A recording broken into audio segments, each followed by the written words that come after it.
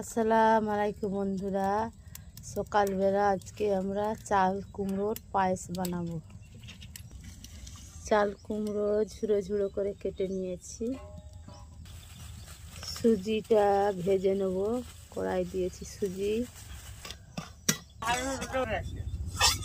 তেল দিলাম, পানিটা দুটা তেলের মধ্যে ভেজে নেব।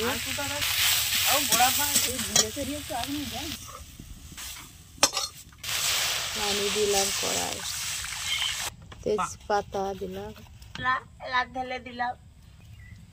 এলাচ 3-4টে দিলাম, কাজু বাদাম কিশমিশ 2টো দিলাম, লবণ স্বাদ মতো, চিনি দিলাম, দুধ দিলাম। এবার দুধ ফুটে গেছে, সুজি দিলাম, কদুগুলো দিয়ে দিলাম এর মধ্যে।